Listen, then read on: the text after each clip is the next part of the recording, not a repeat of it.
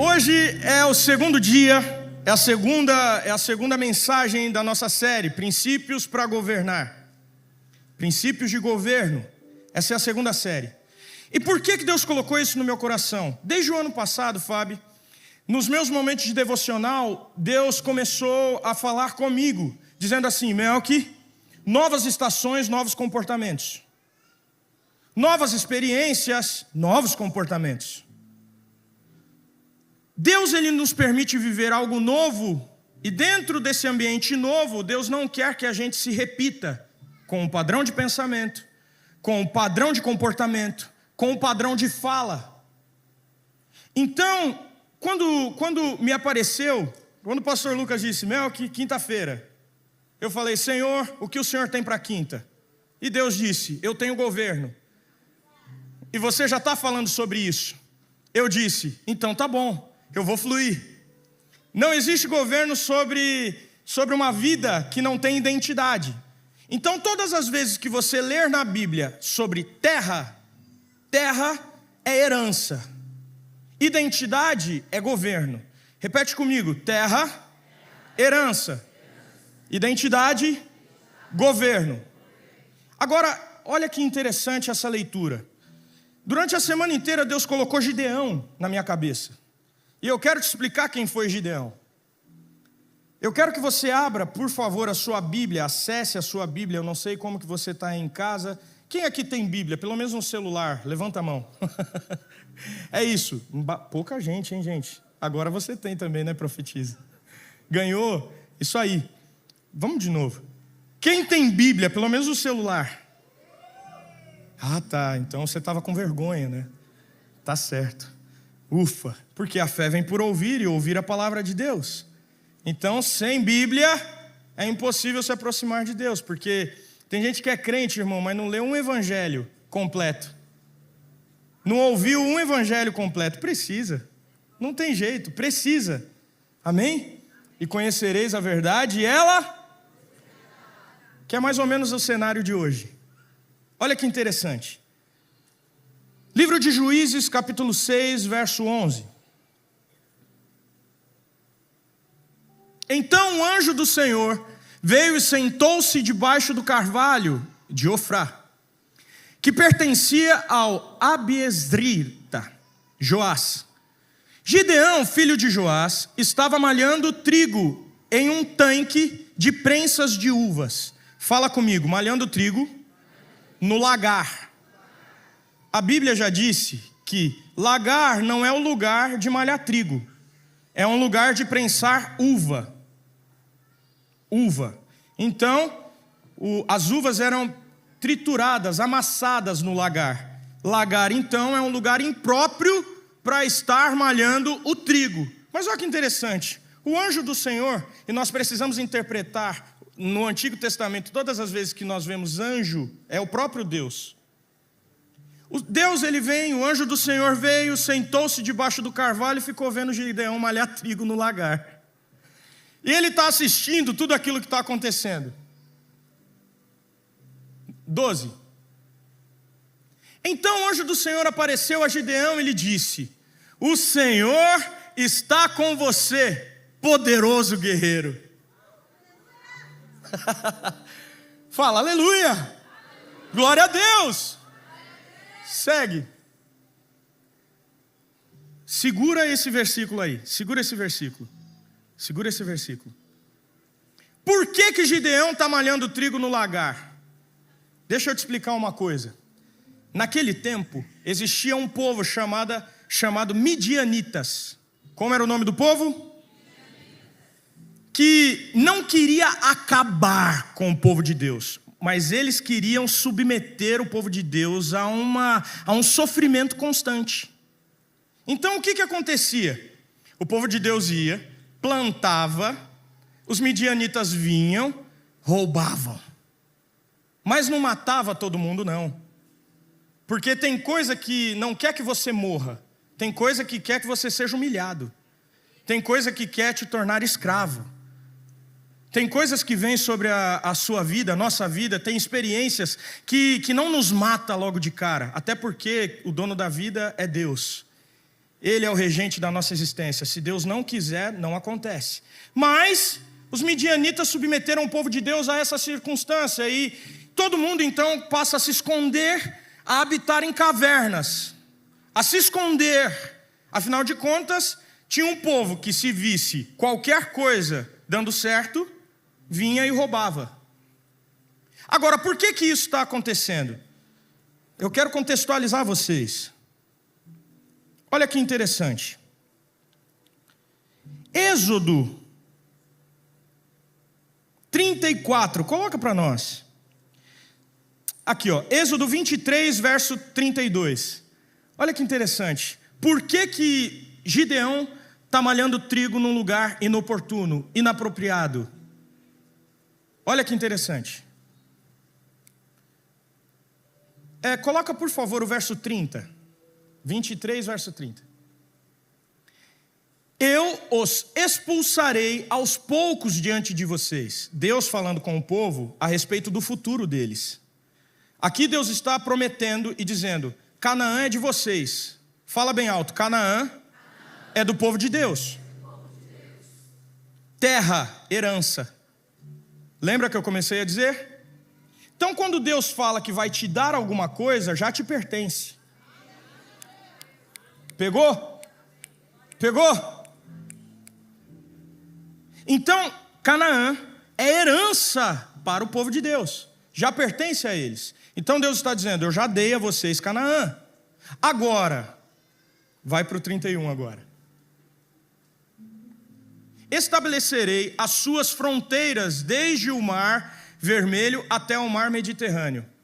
Certamente entregarei nas suas mãos os habitantes da terra, os quais vocês expulsarão de diante de vocês.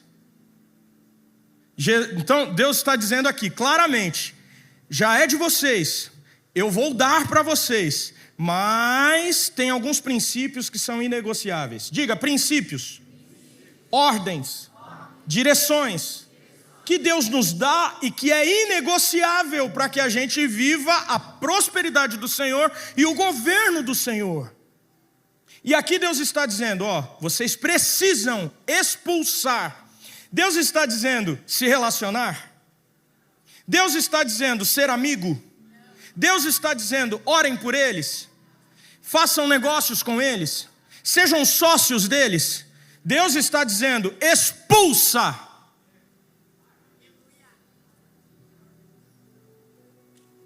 Porque tem coisa na nossa vida que a gente não pode ter dó. Tem coisa que, se você não cortar agora, você vai ter um problema no futuro. Então você tem que cortar. Quando Deus disser corta, expulsa. Mas Deus está dizendo expulsa, corta, é agora. Aí você: não, mas eu gosto tanto, eu acho tão bonitinho. Aí você fala com a irmã: pastor, eu não consigo, quando ele sorri para mim, meu Deus do céu. Aí você fala com o rapaz: pastor, eu não consigo, ela tem um olhar, pastor, não tem jeito.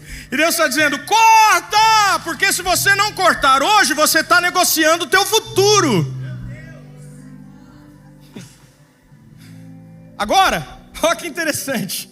Deus então disse: expulsa. Aí chegou no 32. Vamos lá. Não façam aliança com eles, nem com os seus deuses. Deus então diz: eu tenho ciúme do meu povo. Então no altar que vocês me adoram, não adorem outros deuses. O que Deus está dizendo? A principal forma de Satanás de arruinar a sua identidade é te expor a uma cultura que não é do céu.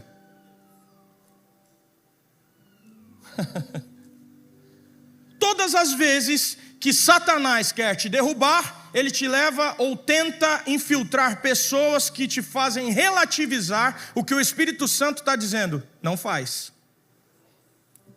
Compreende? Porque uma nação, Davi, sem identidade é uma nação fora do propósito. Uma nação sem identidade é uma nação que não governa. E se você não governa, você é governado. Por isso Paulo escreve, como eu dizia na semana passada, a carta aos Coríntios dizendo: Todas as coisas me são lícitas, mas nem todas me... Todo mundo sabe. Esse nem todas me convém cuidado, porque tem coisa que te faz escravo. Cuidado, tem coisa que vai governar a sua vida se você não obedecer. Compreende? E aí Deus vem, 33. Olha Deus, não deixem que esses povos morem na terra de vocês. A terra é de vocês, não deles. É herança, pertence a você. Então você pisou, eles têm que sair. Vaza. Não permita que morem. Não permitem. Não permitam. Senão eles levarão a pecar contra mim. Irmão, Deus é claro. Deus não deixa nada subentendido. Deus não. Ó como Deus está sendo claro. Porque prestar culto aos deuses deles será uma armadilha para vocês. Sabe, você sabe que você não deve ver determinada coisa. E aí de repente você fala, eu vou ver sim. Você sabe que não é para você mais trocar ideia com determinado grupo. Não dá nada, eu vou lá. E Deus está dizendo, a terra é tua, mas você precisa entender que agora você governa. E governar é estar disponível para tomar decisões difíceis, mas decisões que te trarão um futuro de governo. Por que eu estou lendo isso? Porque agora a gente vai voltar para Gideão. Olha que interessante. O livro de Juízes e a fase dos Juízes é uma fase que vem logo depois da fase do Êxodo. Moisés morre, Josué assume. E Josué não estabelece uma liderança, uma posteridade, uma subseção, um sucessor. Josué não estabelece um sucessor. Porque uma liderança fraca gera líderes fracos. Uma liderança sem identidade gera liderados sem identidade. Compreende isso? Então, quando o povo de Deus acessa Canaã, eles só esqueceram de cumprir o que Deus tinha falado no Êxodo. Aí vem Juízes. Josué morre, doutora Cláudia. Josué morreu. E aí vem o tempo de Juízes. Irmãos, Juízes na Bíblia, irmão, é uma fase de muitas histórias. Lá nós temos várias histórias. Débora, nós temos lá também Sansão, certo? Só que pensa numa fase instável, uma fase difícil. Não tem figura de liderança, não tem um rei, porque a monarquia veio logo depois. Então é uma fase muito difícil, é uma fase que não se sustenta, é uma fase que o povo está subjugado, afinal de contas eles pecaram, eles fizeram tudo aquilo que Deus tinha dito. Não faça, o povo fez. Agora o povo que foi chamado para governar está se escondendo em caverna.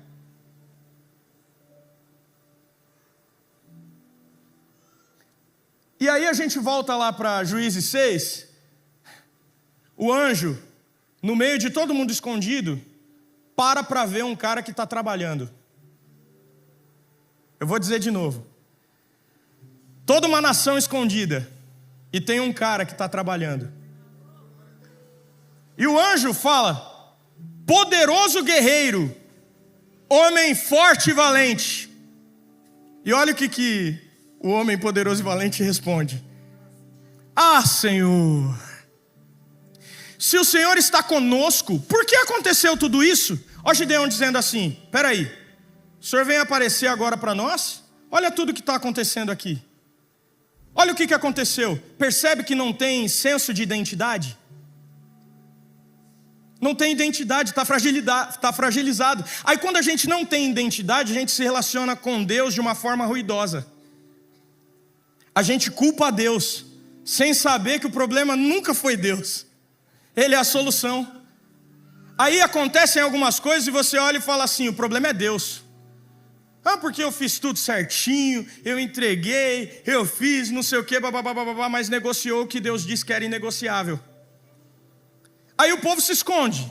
Aí olha que incrível, Onde estão todas as maravilhas que os nossos pais nos contavam quando diziam: não foi o Senhor que nos tirou do Egito?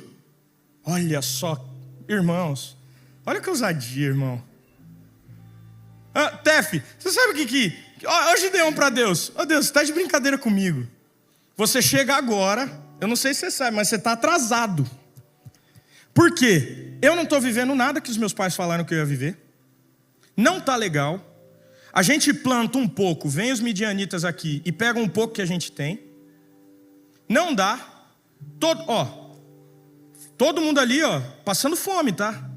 Não tem recurso, tá? Cadê as maravilhas? Ou seja, o Senhor tirou a gente do Egito para viver isso? É isso mesmo que o Senhor tem? Olha lá, aí ele segue. Agora, porém, o Senhor nos abandonou e nos entregou nas mãos de Midian. Olha, Deus visitando o camarada e o camarada dizendo: você não está comigo. Então o que eu estou fazendo aqui? Imagina Deus dizendo, né? Você está de brincadeira comigo, né? Eu vim para o culto, estou aqui com você, estou falando com você e você não está entendendo. Fica tranquilo. Até o término do culto você vai entender que você é mesmo aquilo que Deus disse que você é. Fica tranquilo, calma, vamos junto. Tem gente que já está pegando. Felipe, agora olha o que acontece. Vai lá, 14. Olha que interessante. O Senhor se voltou para ele e disse: com a força que você tem, vá libertar Israel das mãos de Midian. Irmão, que força. Olha lá, ó. Não sou eu quem o está enviando? Deus dizendo. Segue. Gideão respondeu. Ó, as respostas de Gideão. Marca isso, porque eu acho que as coincidências não são meras. As semelhanças não são meras coincidências. Não sei se você já teve esse tipo de conversa. Eu já tive. E eu me identifico às vezes com Gideão. Hoje não mais, mas já tive muitas dessas conversas com Deus, irmão. Aí ó, Gideão respondendo a Deus: Senhor, como posso liderar a Israel? O meu clã é o menos importante. Ele está dizendo assim: a minha casa é a mais pobre, é a menos importante, é a menor. Minha família, irmão, olha a minha família, Deus. Olha de onde eu venho. Como que eu vou? Aí, olha, ele segue dizendo: eu sou o menor da minha família. Eu sou o menor da minha família. Agora, entenda uma coisa que está acontecendo aqui, ó. Essa é uma chave preciosa para você. 2 conselhos que eu preciso que você entenda. Eu vejo gente anotando todas as quintas-feiras. Anote isso aqui, ó. Quando você se compara com quem está inferior a você, ó, você fica soberbo. Tem gente que quando olha para alguém que está inferior, fala: eu estou muito melhor que aquele. Aí tem gente que fica soberbo. E tem gente que se compara com quem está melhor. Quando você se compara com quem está melhor que você, você fica com complexo de inferioridade. Olha que loucura. E onde mora o problema? Na comparação. Porque a comparação é uma armadilha quando você se compara. Gideão está se comparando. Gideão está dizendo assim: olha lá, ó, eu sou o menor, a minha casa é a pior. Eu sou o menor da casa do meu pai. Aí você vem falar para mim que eu tenho força? Olha só que incrível isso aqui, meu irmão. É extremamente importante nós aplicarmos isso aqui, ó.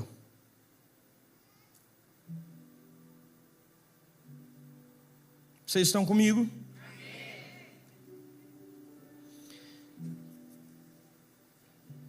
Gideão, ele está no meio dessa circunstância toda, mas diferentemente de outras pessoas que se entregaram, ele se levantou e falou: eu vou malhar trigo.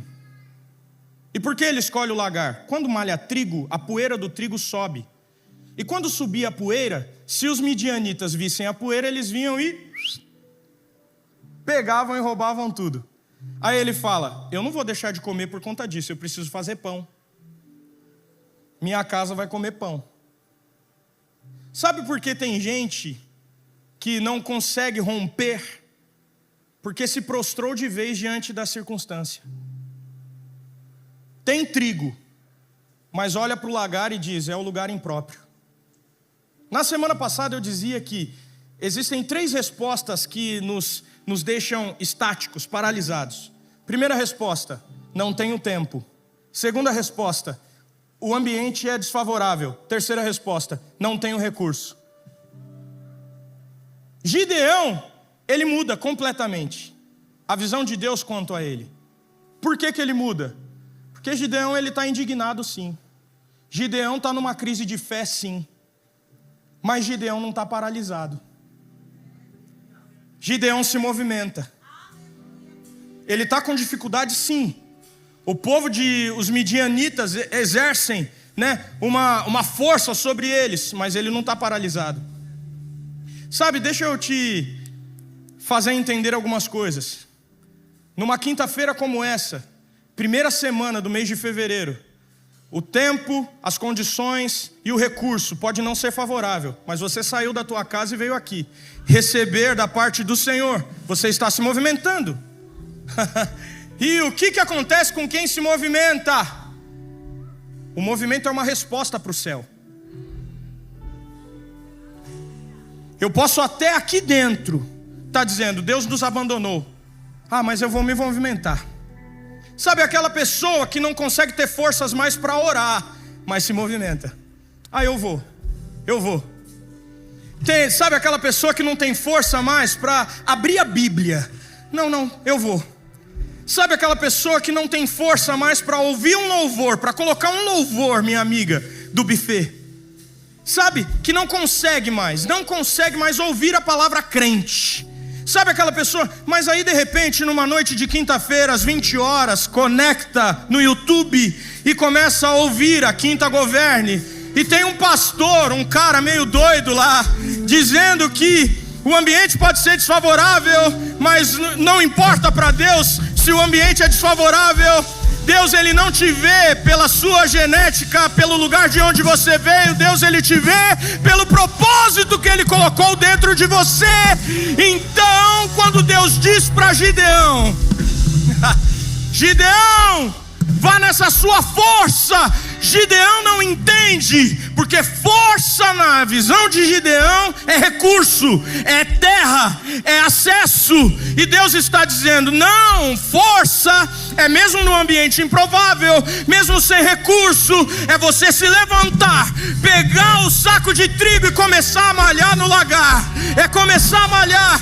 Você não está vendo, você tem uma palavra, você conhece a promessa, mas você não está dormindo.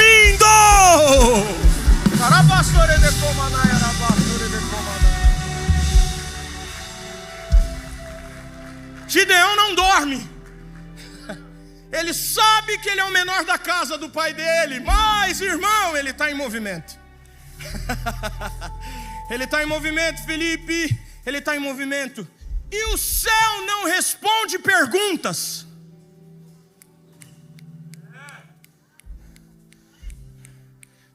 As duas perguntas, os dois questionamentos irmão, eu estou sentindo Deus aqui.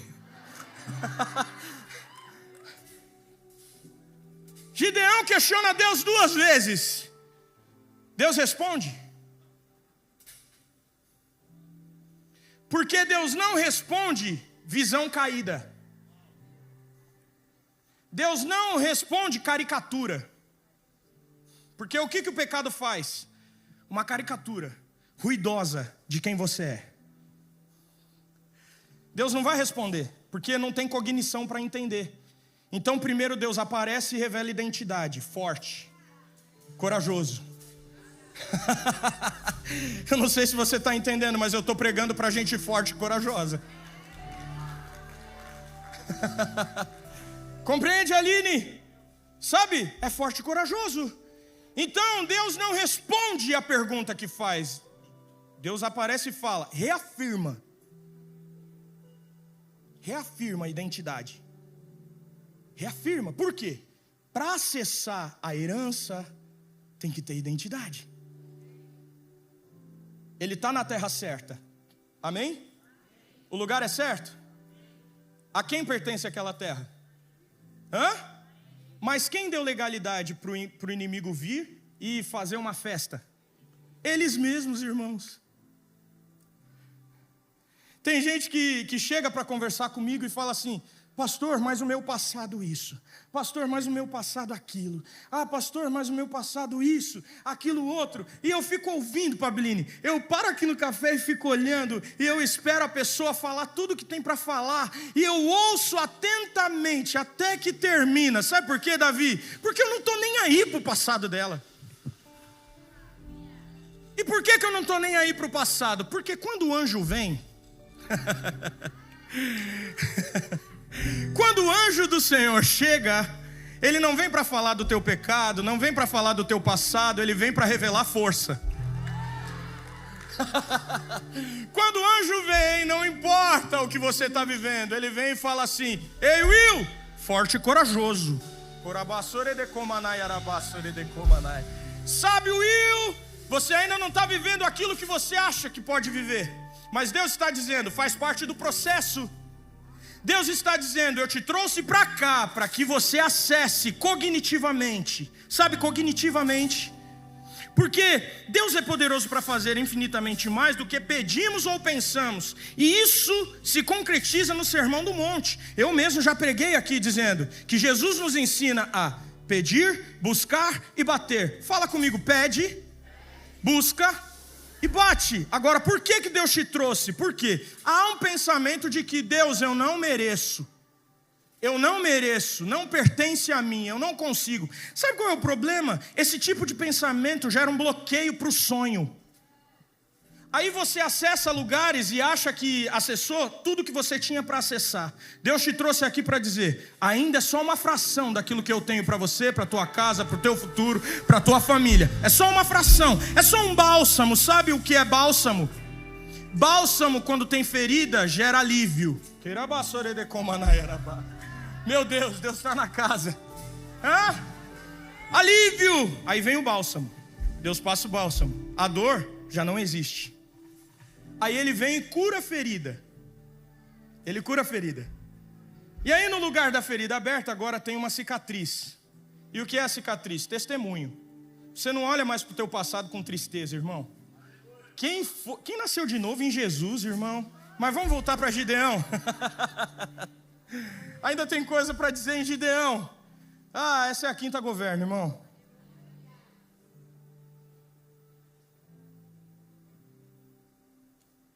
Quem mandou largar a rede? Quem mandou você parar? Volte para o mar alto e o lugar da tua vergonha eu vou te honrar.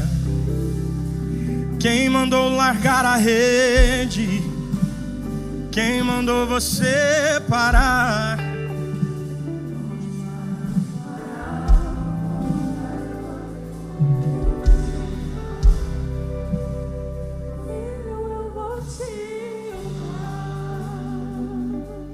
O que você vai enxergar em Gideão? Primeiro, alguém que tem uma identidade fragilizada. Deus restitui. Aí agora, o homem que fala, eu sou o menor da casa do meu pai, de repente está sendo conduzido por Deus. Aí ele fala, essa é uma pregação que eu quero trazer nas próximas semanas, depois dessa série. Gideão se levanta, e agora de crise de fé, ele passa a depender exclusivamente de Deus.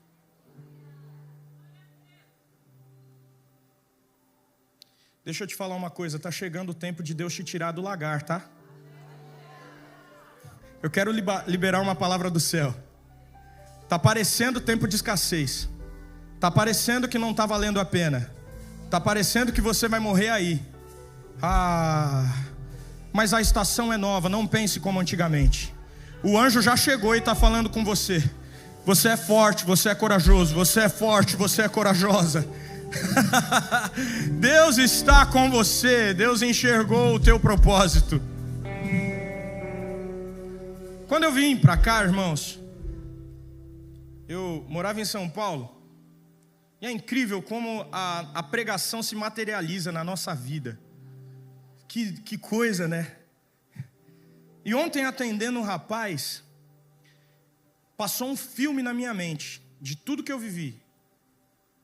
Irmão, eu deixei muita coisa em São Paulo para poder viver e obedecer ao Senhor aqui. Muita coisa. Só que eu achava que era muito. Porque aquilo que é muito para nós, para Deus não é nada. Talvez você esteja olhando para os midianitas e esteja dizendo assim, é impossível. Deus está falando, se você fosse para o lagar. Você não está entendendo. Ou você acha que é Gideão que está escondendo a poeira do trigo? Sabe, irmãos, quero puxar na memória. O povo de Deus no deserto, de noite, tinha uma parede, uma coluna de fogo que aquecia o povo. De dia, tinha uma nuvem com ar-condicionado que refrigerava o povo. O olhar pode estar no deserto, mas Deus está enviando, apesar de para onde você está olhando, a provisão. Então, o coração pode estar até só pensando no deserto, mas a história que o futuro vai ouvir, por isso que é importante, irmão, não rejeitar nada, tudo está dentro de um propósito de Deus. Tá, o povo questiona, tudo certo, mas olha a história que tem. Passou 40 anos no deserto, mas gente, o povo tinha maná, o povo era protegido pelo próprio Deus. Você está entendendo? É o que Gideão está fazendo aí, está falando. Só que quando chega na nossa vez, a gente acha que Deus nos abandonou. E Deus está falando, não, você não está entendendo. Eu te trouxe aqui nessa noite para você romper com aquela mentalidade de pecado, com aquele ciclo de maldição. Tem gente que acha que não existe maldição hereditária, eu não estou aqui para discutir teologia, tem teólogos muito melhores que eu aqui. Agora, irmão, deixa eu te falar uma coisa. Deus, ele reseta através de Jesus Cristo a tua vida. Ou seja, ele formata. É um computador em branco. Mas se você não tiver e não alimentar pensamentos bons e não buscar a diretriz do céu, não adianta ter resetado, você vai instalar os mesmos drives. Compreende? Vai instalar tudo de novo. E aí tem gente que chega diante de Deus e fala, ou chega diante do amigo, né? E fala assim, tá, o que eu faço a partir de agora? Eu sou livre, o que eu faço? Ouça a voz de Deus. Eu quero falar com voz bem branda assim para você entender bem. Ouça a voz de Deus. Sabe por quê? Porque a partir de agora, o pecado da tua família, o pecado dos teus pais, dos teus avós, não influenciará o teu futuro e o futuro dos teus. Sabe por quê? Porque a ausência de fé agora foi substituída pela voz do Espírito Santo, acalmando a alma, que está dizendo para a carne, fica na tua. Eu já estou partindo para o final, mas eu preciso que você entenda o porquê que eu estou reforçando isso todas as semanas. Essa é a segunda semana da série Princípios de Governo. Eu quero que você entenda uma coisa. Olha que interessante. Nós somos corpo, alma e espírito. O que nós somos? Corpo, alma e espírito. Fala de novo. Corpo, alma e espírito. Qual é a estratégia do inferno? Silenciar o espírito. O espírito vem de Deus. O espírito é de Deus. Por isso você vai ver de forma comum o salmista dizendo, alma, se acalma. Zig, olha o salmista falando com ele mesmo. Sabe, Mari, ele está dizendo assim, sabe quando começa a ficar aflito? Quando a alma começa a gritar, o salmista vem dizendo, sabe? Ô alma, calma. Ou você acha que é à toa que em Provérbios 7, Salomão fala a respeito da alma? Assim como você pensa na tua alma, a alma é o que acontece, a alma. Agora, a carne não se submete ao espírito, mas a carne ouve a alma, que é o desejo. Então, se você quer vencer a carne, você precisa alimentar o espírito. Qual é o problema? Quando você se permite ouvir, ver, estar em ambientes que aprisionam o espírito. Aí tudo que você tem, a sua alma gritando bem alto, e aí você passa de alguém que ouvia a voz de Deus a ser alguém completamente regido pela carnalidade. Por isso Jesus diz, tem que nascer de novo. E o que é nascer de novo? É vivificar o espírito. O que é nascer de novo? É ter vida e vida com abundância. O que é nascer de novo, pastor Itamara? Nascer de novo é correntes serem quebradas. Que correntes são essas? O pecado não te domina mais, a escassez não te domina mais, a vergonha não te domina e não te representa mais. Mas esse não é aquele que andava desse jeito, que falava de determinado modo. Não, ele é o escolhido de Deus. Deixa eu te falar uma coisa. Eu estou sentindo Deus aqui com força. Entenda. Então, qual é a maior estratégia do inferno para esse século? Sempre foi escravizar o espírito, matar o espírito. Então, o que alimenta os seus pensamentos? O que você ouve, o que você vê e do que você se alimenta. E eu vim te dizer, o problema não é ter sede. O problema é onde você mata a sua sede. O problema não é ter fome. O problema é onde você mata a tua fome. Compreende? Deus enxergou o propósito. E quem tem propósito se movimenta. Deixa eu lembrar você da semana passada. Davi foi enxergado. Era o menor da casa do pai dele, mas ele estava parado? Ele estava pastoreando as ovelhas do pai dele. Então deixa eu te falar, o céu responde a respostas, a movimento. Ok, o que você está querendo dizer? Você já entendeu qual é a sua identidade. Você sabe por quê, irmão? A religião aponta o pecado. A religião chega e fala, pecador. É isso que a religião aponta. A religião não vê a alma. Vê, tá vendo com quem Jesus andava? Olha lá com quem Jesus andava. A religião. Maria chega na casa de Simão, faz uma oferta memorável, quebra o vaso de alabastro, unge a cabeça do Senhor, e a religião começa a dizer, lá, não sei para que isso, eu não sei para que o LED, eu não sei por quê, eu não sei por que esse som, eu não sei por que banda boa, eu não sei para que essa mesa, eu não sei para que isso, eu não sei para que aquilo. Religião, irmão. Sabe a religião? A religião diz assim, lá, tá indo para a igreja lá, lá. Sabe? É por isso que Deus está colocando a sua vida em movimento. Sabe por quê? Se você está em movimento, você não para ouvir palavras que te atrasam, palavras que te ferem. Agora, qual é a ordem? Se levanta, Gideão. Essa foi a resposta de Gideão. Deus está falando aqui. Essa mensagem eu vou continuar no próximo culto. Sabe o que você fez? Você se levantou. Está vendo como quando Deus Ele traz de volta a nossa identidade, aquilo que estava sem equilíbrio começa a voltar? Equilíbrio. Compreende isso? Mas eu estou sem controle. Isso, Deus controla. Mas eu estou me sentindo fraco. Isso, Deus é a tua força. Mas percebe que o movimento não para? Quem você acha que te dá força todas as manhãs para você levantar? Quem você acha que te deu a estratégia do lagar? Está chegando uma nova estação e é através da tua vida.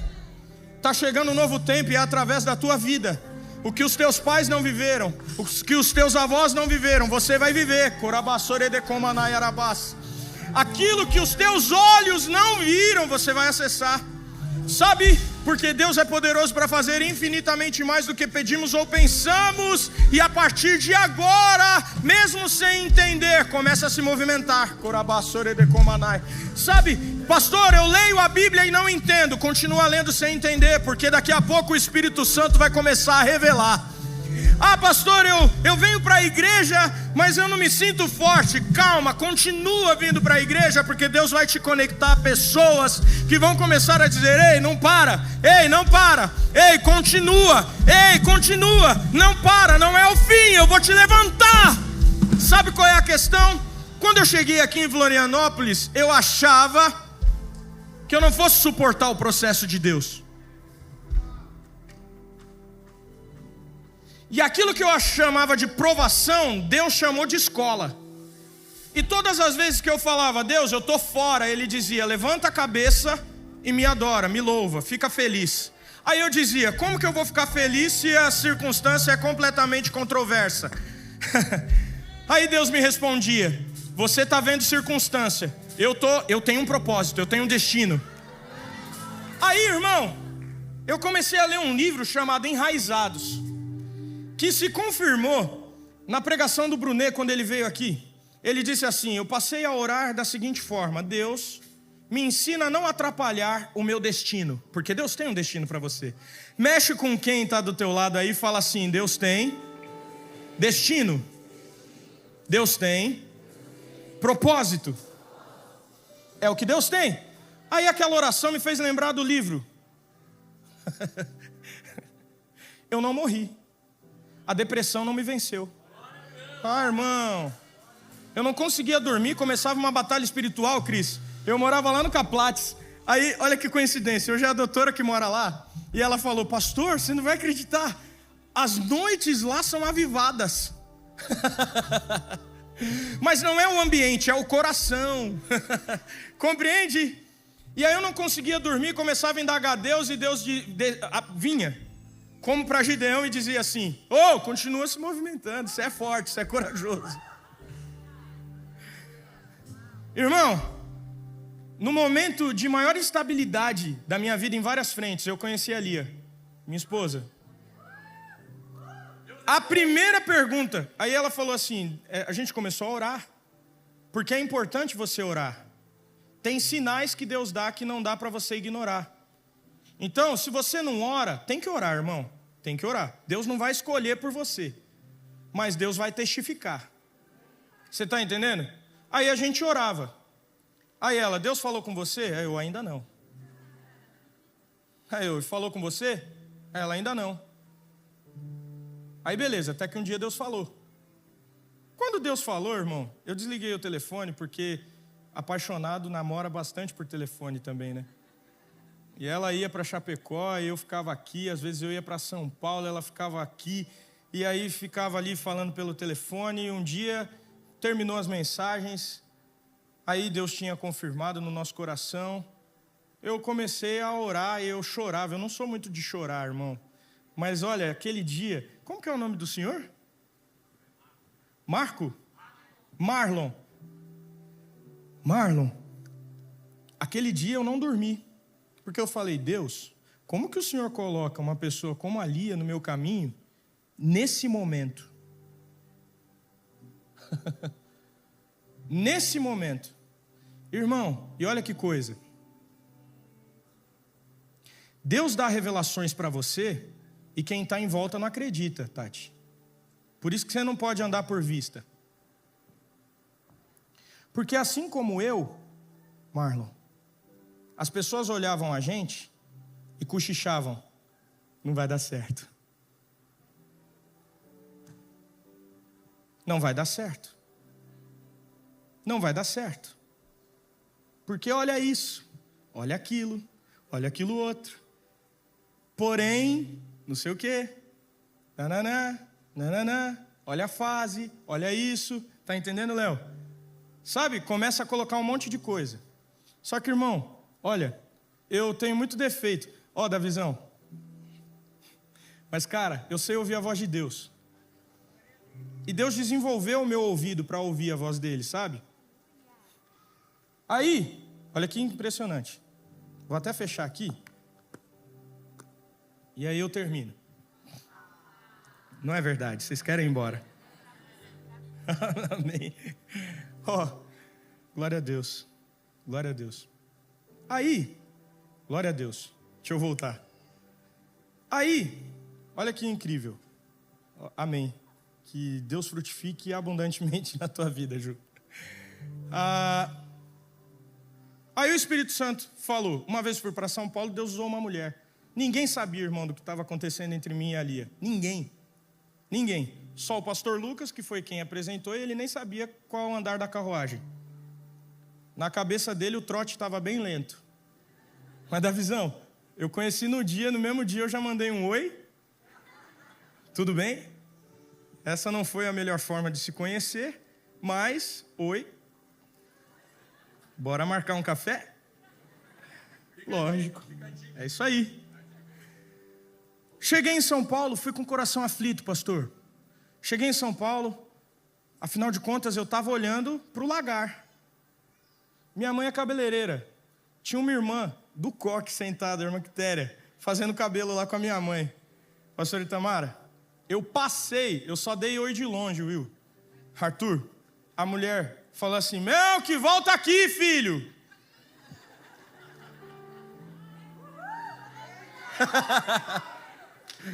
Ô Melk, quando você passou, ela falava assim, ó, quando você passou, o Espírito Santo disse, foi eu que coloquei no teu caminho.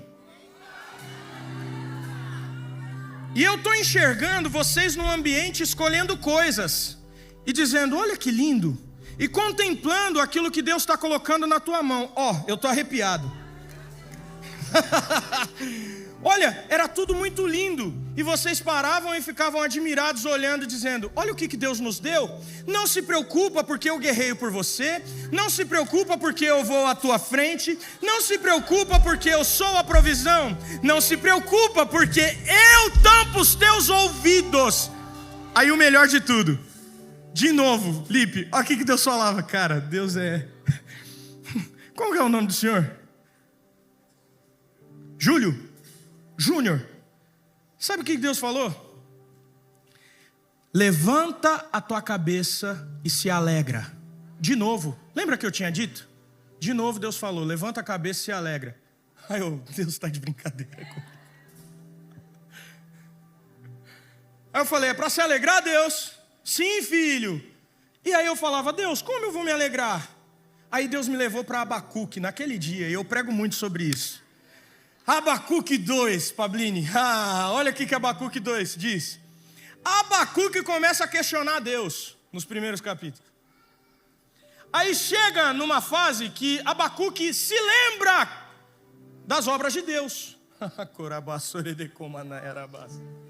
Ele traz a memória e aí ele diz, mas o justo vive pela fé.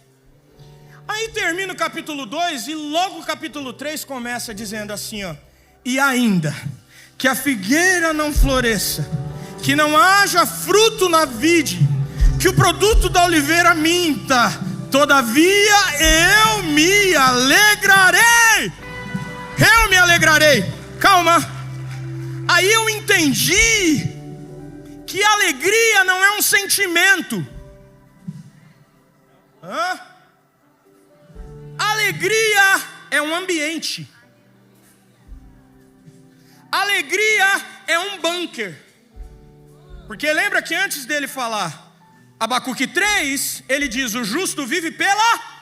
Aí eu disse, Senhor, o que é isso? Aí ele, Melk, sabe o que é bunker? Bunker, eu já preguei isso no Next. Bunker é um ambiente que te protege, que você consegue ficar dentro dele sem ter que sair dele pelo menos uns 15, 20 anos. Então pode vir o que for no mundo, que o bunker te protege. Deus falou, tá aí, é assim que você vai entender. Sabe por que você vai se alegrar? Porque você está dentro de mim.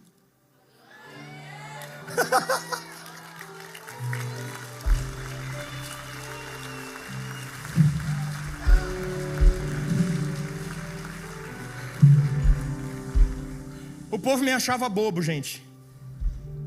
Eu comecei a andar sorrindo. As pessoas acham que eu sou legalzão. Sabe, eu não sou tão legal assim. Eu não sou. Mas sabe o que devolve minha alegria todas as manhãs, independentemente do problema?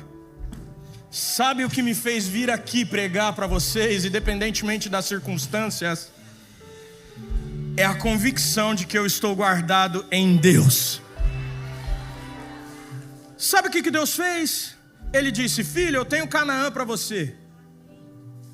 Casamos, casamos, casamos e casamos. E casamos. E os outros testemunhos ficará para os próximos capítulos. Para você vir para a quinta governe. Ah, irmão. Quando Deus falou isso comigo, a música que veio na minha cabeça na época, talvez eles não conheçam. Mas se não conhecer, aí só tira a mão. Eu acho que o Lipe conhece. Era uma música muito antiga. E eu cantei no dia que eu preguei isso no Next. E eu vou pregar de novo aqui para vocês. Vou cantar. E aí eu já vou terminar. Não saia antes da bênção apostólica. Amém? Eu já estou terminando mesmo. Eu nem estou tão fora do horário. Deu 10:03 ali. Ela diz assim, ó. Ele vai além da medicina. Ó, Zig. Quando ele estende a sua mão. Quando já não tem saída e a morte vence a vida, ele ainda tem a solução. Ó. Ele vai além da medicina. Quando ele estende as suas mãos, quando já não tem saída e a morte vence a vida, ele ainda tem a solução. Eu vou cantar de novo porque tem gente que não entendeu. Ele vai além da medicina. Quando ele estende as suas mãos, quando já não tem saída e a morte vence a vida, ele ainda tem a solução. Aí, sim, foi ele mesmo quem falou. Depois de 4 dias que Lázaro morreu. Aí esqueci a letra.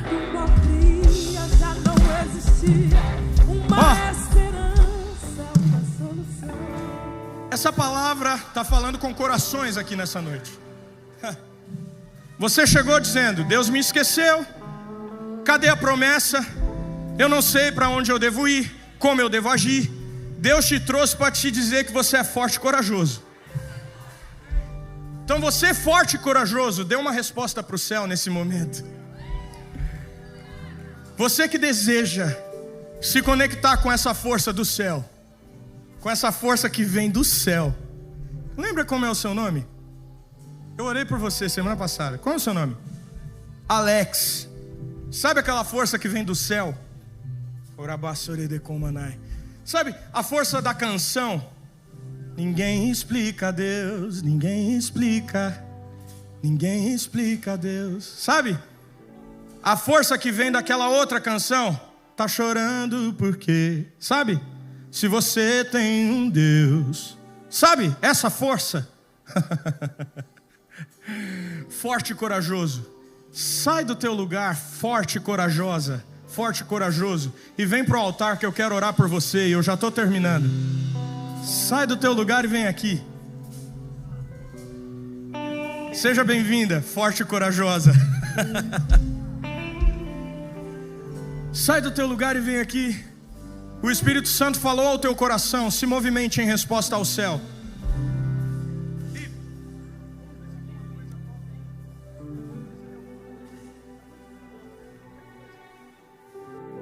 Sai do teu lugar e vem aqui, eu quero orar por você. Olha, bastante gente vindo. Vem, vem. Vem, vem. Vem.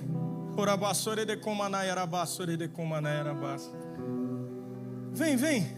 Eu já estou terminando. Ah, quantos corações aqui. Meu Deus do céu. Glória a Deus. Glória a Deus. Eu vaguei? Vou lá.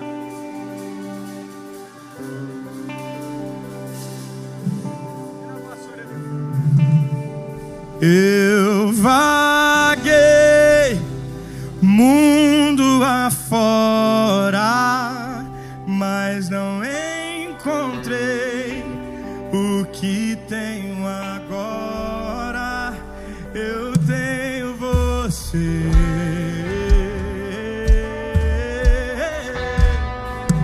Eu tenho você.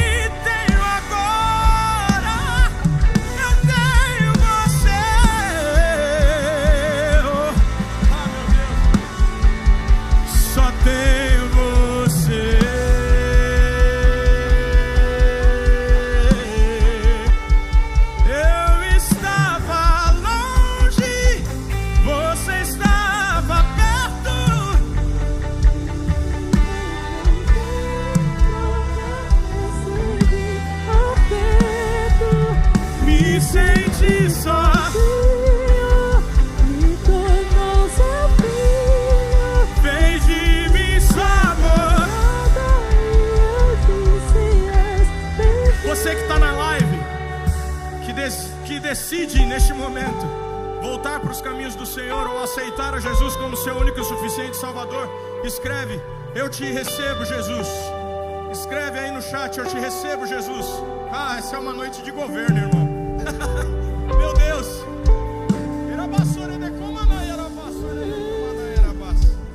Quando passares pelas águas, eu estarei contigo, filho. Quando passares pelo fogo, eles não te queimarão. Estenda suas mãos para o altar. Eu quero liberar bênçãos do céu sobre a vida de vocês. Amém? Eu quero ministrar o coração de vocês. Senhor, eu te agradeço por cada vida aqui, ó Pai. Eu te agradeço por cada coração que em resposta à tua palavra veio até o altar, ó Deus. Senhor, Tu és o mesmo ontem, Tu és o mesmo hoje, Tu és o nosso futuro. Senhor, meu Deus eterno Pai, então lança fora todo medo, Senhor da glória, todo ruído, Pai, nos ouvidos, na visão. Senhor, meu Deus eterno Pai, que caiam por terra em nome de Jesus. E nós nos colocamos diante do Senhor como fortes e como corajosos, porque é o que o Senhor disse que nós somos. Então, Senhor da glória, neste momento, aonde há incerteza, insegurança, depressão, síndrome do pânico, ansiedade, Senhor da glória, nós repreendemos no Teu nome, através do Teu sangue, Jesus, e nós nos submetemos, ó Pai, à Tua palavra, Senhor da glória, que nos vivifica e nos dá vinho novo. Vinho novo, como que é o seu nome? Anderson, você sabe o que é vinho novo? Você já estudou sobre vinho?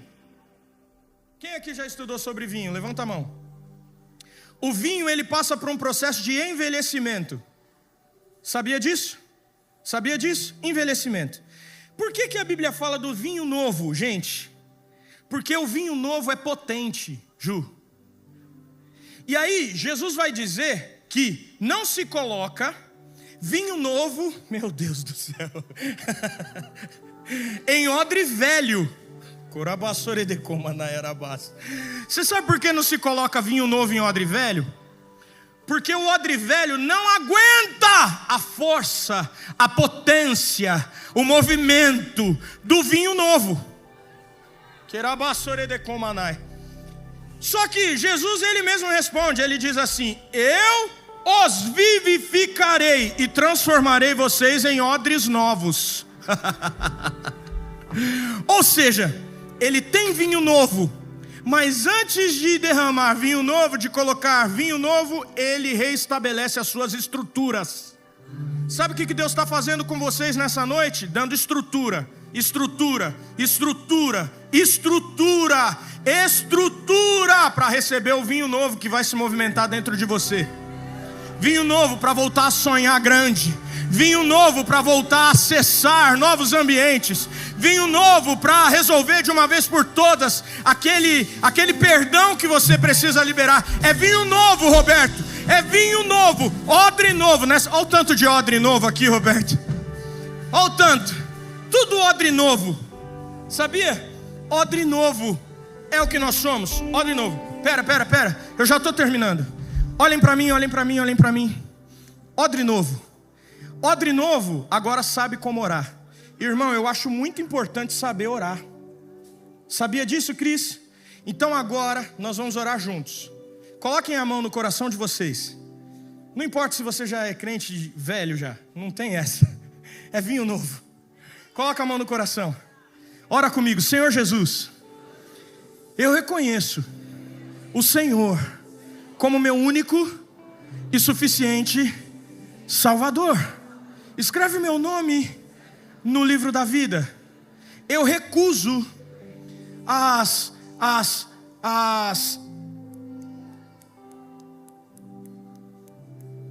os manjares de Satanás. Eu recuso a voz de Satanás.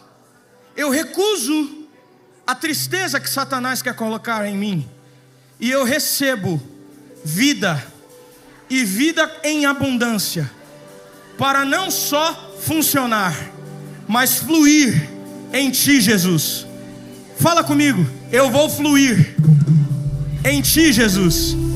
Eu vou prosperar em Ti, Jesus. Eu sou abundante, eu sou inteligente, e eu sou tudo aquilo que Deus me fez para ser. Eu sou uma bênção, e a minha família é uma bênção, e o meu futuro é de prosperidade. Se você recebe, aplauda o nome do Senhor. Você que está aqui na frente, não sai.